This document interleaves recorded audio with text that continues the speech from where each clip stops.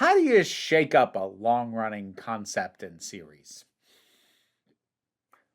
Well, you can always just throw characters into a battle royale, see what happens. Another Patreon sponsored commission for a Japanese action series. This one, Kamen Rider Geats. I I've done Kamen Rider before. That was Kamen Rider W. This one, I did the first 4 episodes, and it was interesting. I'm actually really glad that they commissioned all 4 of the first 4, and it was just the first 2, because like it was around the 4th episode that I was like, oh, like I'd gotten some hints earlier on, like, okay, there's a little bit more going on here. Then by the time the 4th one was done, it's like, okay, I see you. But yeah, this is one of those Super Sentai type shows. Tongatsu, is that it? I might be mixing up my terminology. I should have double checked that. Apologies. But it is over the top, ridiculous. You have your main characters who transform into these suits with outlandish weaponry, and they fight just these hordes of ridiculously suited creatures. And yeah, that's kind of it. It is very much that format. The American equivalent is obviously Power Rangers, which is just straight up taking existing Super Sentai footage and shooting new American linking material between the action scenes. But anyways, regardless, if you know that kind of thing, then yeah, you know what to expect. Or at least you think you do. This one has some interesting twists to it, which was actually also the case for Kamen Rider W. It's interesting to contrast this with the Super Sentai series that I did last month, because that one like had some interesting gimmicks to it, like the fact that the heroes weren't actually from Earth, the pirate theming, which was nice. But I don't know, between this and Kamen Rider W, I am left thinking, like, I feel like a bit more, at least for the stuff I've seen, I feel like a little bit more work is put into Kamen Rider, that like they really want any given series to like stand out a little bit, like have more than just a gimmick going for it. Because it does have a battle royale gimmick to it, but they're doing some interesting stuff with it. So this is a situation where there are multiple Kamen Riders. I forget how many we start out with. By the time I was done with the 4th episode, we were down to 5. But it has the standard premise for this kind of thing, which is that there is this alien or supernatural threat, whatever it might be, and it needs to be defeated by, some kind of hero, in this case, Kamen Rider. But the thing is, there's too many of these dang things. So the way it's currently being handled is, rather than finding someone to be Kamen Rider and just letting them try and stop this and probably get overwhelmed, it's instead become a contest where people are found as eligible and get brought into it. The Desire Grand Prix, I think they call this. But you get a Kamen Rider sort of little transforming belt thing. And then the very first mission you get sent out on, you have to try and find the actual powers you'll get to use with that. And some of them are not great. Some of them are very overpowered. And you then try and, because like I call it battle royale, they're not fighting each other. At least they're not supposed to be. They're not technically prevented from that, but they lose points if they attack other Kamen Riders. Which can result in elimination if you come in as the lowest scoring person and no one otherwise, was taken out by the monsters. I'll kind of come back to that. So instead it is like lowest scorer gets eliminated, but the idea being that since we have multiple and we're narrowing it down to the best one, like this will result in the defeat of this threat. So it's like constructing a contest to deal with a threat that is there whether this contest is running or not, whether this competition is going or not. The threats still exist. This is just how it's currently being dealt with. So it's a little bit slightly off right there. I also like that because the characters are in competition with each other, it does allow for a bit more of character variety than like I felt like we got in the Super Sentai show, for instance, where everybody felt pretty typically, archetypical. And like maybe those characters got more depth if I'd gone further into that show. But I did the same number of episodes for that one, for this one. This one got more depth out of 4 episodes, so I'm just saying. So we get a bit more variety. And there's even kind of a little bit of mystery built in because the titular one, Kamen Rider Geats, I know I kind of tried to pronounce it like more authentically when I first said it. I'm not going to try and do that every time because I'm just afraid I'm going to get worse and worse and worse at it. So apologies that I'm now Americanizing it from here on out. But Kamen Rider Geats is actually the guy who won the last one, which is odd because what you win is basically to completely reshape the world into the one you want. And it kind of begs the question, wait a minute, if you won, why would you be doing, you got to create the world you want and live the life you want. Why do you still need to do this? And that's not a question that is answered in these first 4 episodes. But there's him and one other returning player, basically the person who came in second, because when the whole thing ended, which we see in the very first episode, with sort of the defeat of what was the biggest threat at the time, the guy who was in second wasn't like traditionally eliminated, he just didn't win. So both the winner of the previous one and the guy who came in second, who's positioned as more of an antagonist figure, although the Geats is, I'm not sure. It's interesting that he's the titular character because I'm not sure it's really framing him as the primary hero, at least not yet.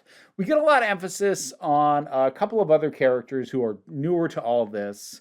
One, a very earnest guy who just wants world peace, basically. And then we have what some people might describe as kind of a spoiled rich girl influencer, but that it tries to shape sympathy for her right off because what she's best known for is constantly trying to run away from home because she lives a very, very restricted home life. And she tries to run away on a regular basis. So obviously she has stuff that she would love to change about her life and the world in general. And then we have other characters, and like the first sign that I'm like, oh, there's a bit more to this. I forget if this was in the first or the second episode. I think it was in the second. It might have been in the first. I can't remember now.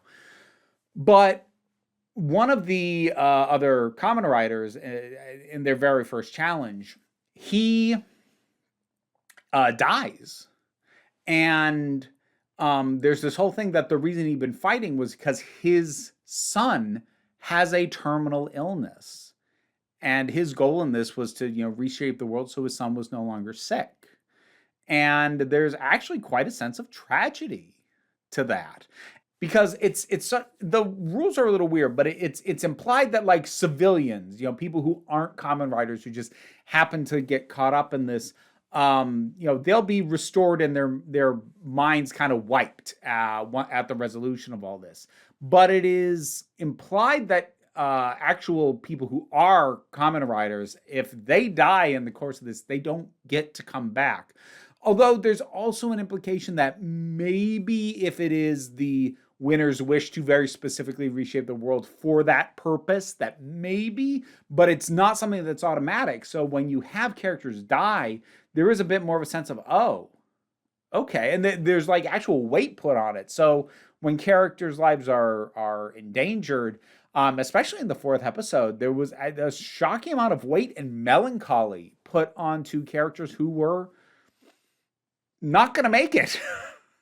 And that it was impressive how well that all came across. Now, as far as the action goes, obviously a lot of flipping around, and not great monster variety. It is mostly this sort of one, big head looking thing that is just repeated over and over again. Like there's some slight variance, but that's the majority of it. So not as visually interesting in terms of the monsters, but a lot more effort has gone into the Kamen Riders and their powers. First of all, I love the belt buckles, and I love that they get these little things that they can stick in it. And it's also tactile, like it's a little thing they stick in and they can turn, or there's this boost thing that has like a motorcycle sort of revving thing. So you stick it in the belt and and I love how tactile, and you get to see them fiddle with it. And of course there's CGI, especially like for transformation stuff, and it's not convincing, but it's high energy and still visually inventive, even if it is very clearly all fake. So it kind of gets away with that. And while the monsters themselves, as I said, at least as far as I got, not anything special, and you're basically looking at the same thing over and over.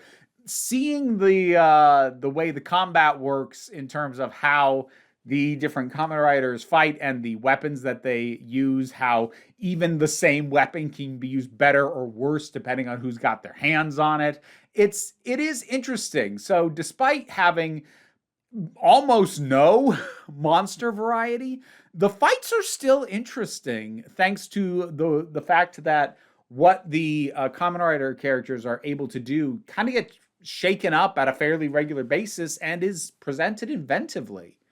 So yeah, this had some interesting little twists on the formula and a little intrigue behind it. I do really kind of wonder about the people running this thing and how trustworthy they are. Like it's just such an odd way to go about protecting the world from a threat, is to literally create a competition that just happens to involve stopping the threat while you're at it. I don't know. I was going to say there's a certain amount of, mystery there. I'm not sure if there is or if I'm just reading into it, because I'm kind of like, by my nature, I'm like, I feel like there's something there. I don't know if there actually is.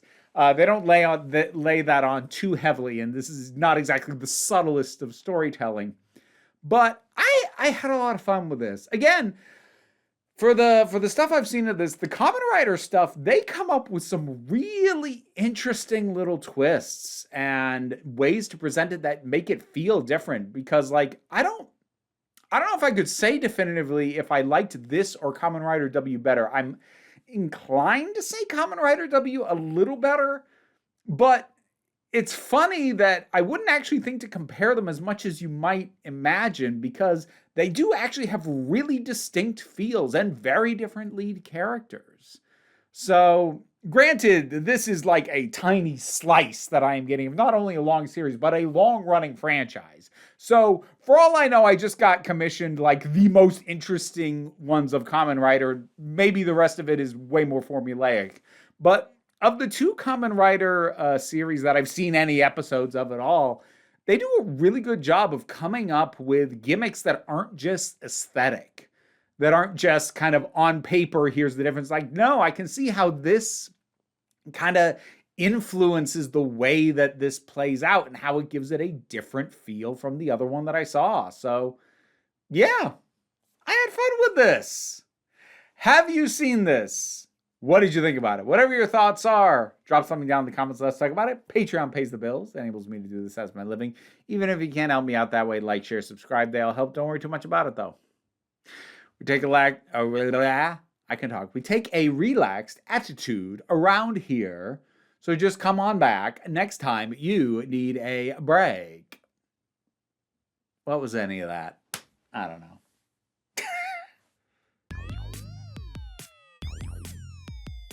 And now to thank my highest supporting patrons: Robin Moore, Jared Boyce, Zubin Lafula, Auntie Kate 808, Mara G, Angry Casperol, Dave Hall, Oliver B, Mystic Shadow, Sean Miller, Welsh Wrestling Geeks, Melissa Pedersen, Becky Sparks, Twilord, Tracy Scrabbit, Pal Barabajoggle, Magdalena, Sir Didymus is my favorite.